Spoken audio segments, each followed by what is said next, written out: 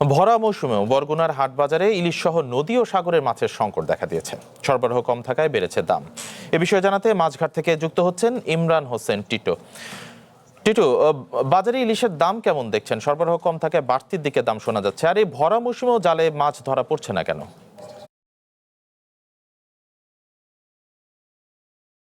আষাঢ় থেকে মূলত ইলিশের ভরা মৌসুম ধরা হয়।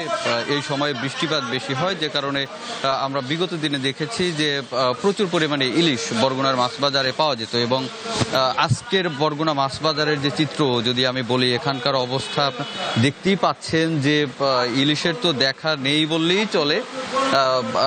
সকালের দিকে কিছু জাটকা ইলিশ 5 থেকে 6টি এরকম কেজিতে হয়, এরকম ইলিশ আমরা দেখেছি, কিন্তু সেটিও আসলে দুপুর গড়াবার আগেই সেই ইলিশও শেষ হয়েছে। এবং জেলেরা যেটি বলছেন, একদিকে বৈরী আবহাওয়ায় তারা ঠিকভাবে মাছ শিকার করতে যেতে পারছে না, অন্যদিকে আবার সাগরে গেলেও তারা আশানুরূপ মাছ তারা পাচ্ছেন না।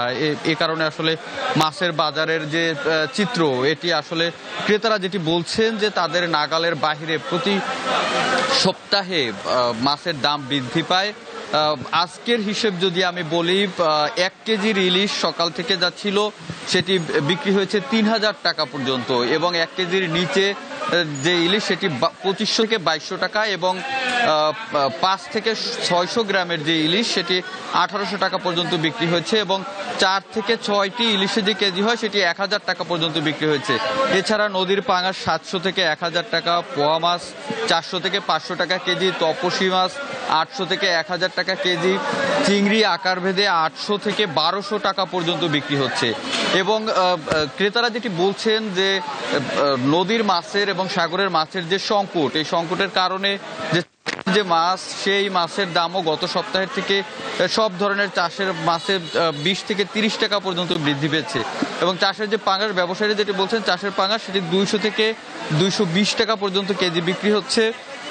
তেলাপিয়া বিক্রি হচ্ছে 250 থেকে 260 টাকা কেজি দরে, এবং রুই এবং কাতলা মাছ বাজারে পাওয়াই যাচ্ছে না। এবং বিক্রেতারাও বলছেন যে চাহিদা থাকার পরেও, যেহেতু সাগর এবং নদীর মাছের চাহিদা অনুযায়ী মাছ পাওয়া যাচ্ছে না, সেক্ষেত্রে সাগরের মাছের ঘাটতি পূরণ করছে মানুষ, যে এখানকার যে বিভিন্ন ঘের রয়েছে সেই চাষের মাছ দিয়ে। কিন্তু সেই মাছের দামও আকাশচুম্বী, যেটি এক প্রকার ক্রেতাদের নাগালের বাইরে।